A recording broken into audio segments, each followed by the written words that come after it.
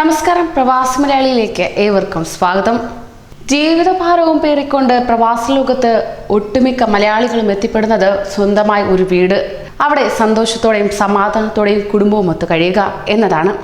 അങ്ങനെ പ്രവാസികൾക്ക് മാതൃകയാക്കാൻ ഒരു കിടില വീടിന്റെ പ്ലാനാണ് ഇപ്പോൾ പറയുന്നത്. കുവൈറ്റിലാണ് സുനിലും കുടുംബവും താമസിക്കുന്നത്. 40 ലക്ഷത്തിന് തന്നെ പണിയും തീർത്ത് തരണമെന്ന ഒരൊറ്റ ആവശ്യമേ സുനിൽ പറഞ്ഞിരുന്നുള്ളൂ. വീട് പണി ഏൽപ്പിച്ചിട്ട് അങ്ങനെ അവർ കുവൈറ്റിലേക്ക് മടങ്ങുകയും ചെയ്തു.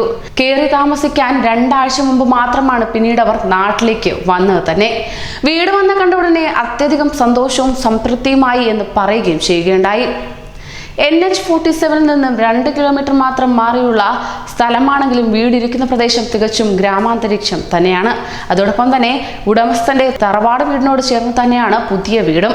6 സെന്റ് സ്ഥലം വേർതിരിച്ചാണ് വീട് പണി തുടങ്ങിയത്. ചെറിയ പ്ലോട്ടിൽ ഞെരുക്കം വരാത്ത വിധം ഇടങ്ങൾ ഒരുക്കുക എന്നതായിരുന്നു വലിയ വെല്ലുവിളി. കണ്ടംപററി കൊളോണിയൽ ശൈലിയിലാണ് എലിവേഷൻ സ്വീകരിച്ചിട്ടുള്ളത്.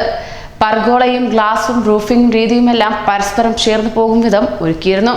സിമ്പിൾ ആൻഡ് ഹംബിൾ ഫോമാറ്റാണ് അകത്തളങ്ങളിൽ സ്വീകരിച്ചിട്ടുള്ളത് തന്നെ. അങ്ങനെ വാൾപേപ്പറുകളും നിറങ്ങൾ നൽകി ഹൈലൈറ്റ് ചെയ്ത ഭിത്തികളും സീലിംഗ് പാറ്റേണും എല്ലാം ലാളിത്യത്തിലൂന്നി ക്രമപ്പെടുത്തുകയും ചെയ്തു. അതേസമയം മുകളിലും താഴെയുമായി 3 കിടപ്പുമുറികളാണ് ഉള്ളത് തന്നെ.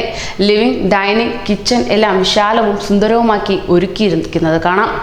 ഡൈനിങ്, ക്രോക്കറി ഷെൽഫും കഴിഞ്ഞാൽ ഒരു കോറിഡോർ വഴിയാണ് കിച്ചണിലേക്ക് പ്രവേശനം എന്നത് അതിമനോഹരമാണ്. വെറീനിന്റെയും ഫുഡിന്റെയും ശബ്ദമാണ് അടുക്കളയ്ക്ക് നൽകിയിട്ടുള്ളത്. എല്ലാ സ്പേസിലും വായുവും വെളിച്ചവും എത്തും വിധമുള്ള വെന്റിലേഷനുകൾ നൽകിയിട്ടുമുണ്ട്.